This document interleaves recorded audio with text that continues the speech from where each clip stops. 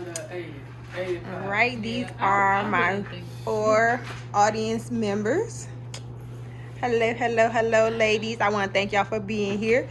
This is going to be my camera woman, so she is going to come off a camera. Okay, awesome. Okay, you got 2 minutes. But you need to scoot up. You need to be where Tony is. Okay, I'm gonna come over here. No. You actually perfect right there. Because if not, I'm going to get the back of your head. Right. So, scoot over close by her. So, the frame ain't that wide. Just scoot in. Or maybe you scoot back. No. I can't scoot back anymore. Okay. So, you need to scoot over. Here. You need to be right in this middle. Why you didn't let her just... No, because it's going to get her back. I'm looking in the camera. But if I put I mean, it's okay. She'll still be on over there, girl. Let's see. Now you ain't got my back of my head. No, but I don't have you in the frame. Okay, that's good. Don't worry about it. No, you sit down. Don't worry about it. You can look at me. Okay, No, awesome. I'm gonna stand up. My name is Nodja Harris. I want to thank you guys for being here. My speech is called Share Your Story, Save a Life.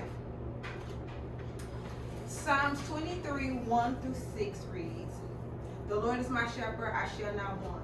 He makes me lie down in green pasture. He leads me beside still waters. He restores my soul.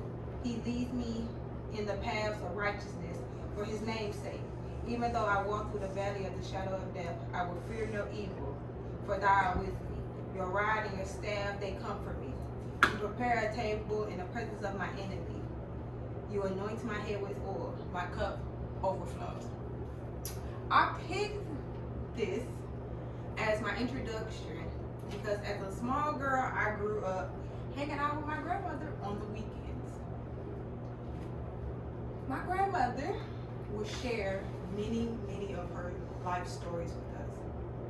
Some I wouldn't understand at the age of 9 or 12 because they were some deep conversations. But as I got older and older, I could reach back and relate to those very same messages. Now, at the sweet age of 35, and her being gone, I could truly say my grandmother saved my life. She would share stories, not only with me and my sisters, but my grandma was notorious for sharing stories with anybody that called her phone. I would sit around the table on any given Tuesday and watch my grandmother spend hours and hours on the phone with the telemarketer. I would say to myself, they called trying to sell my grandma something, and she gonna sell them Jesus. Not knowing that I would indoctrinate these same morals and values in my life. As a call center girl, I have spent the last 3 years talking to complete strangers, them sharing their very life stories with me, and me in return. And I cannot tell you how much of a reward it is to hear the stranger on the other end of the call say, "I was meant to talk to you today." Can you imagine how powerful that is? To know that you took a moment of your day to share your story, to share your testimony, knowing that every step you made up to this point of your journey not only was for you to learn, for every person that you was going to come in contact with. Did you know you could be a hero? Do you know that you could save a life?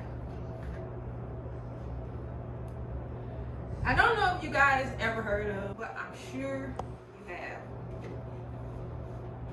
I will read an insert.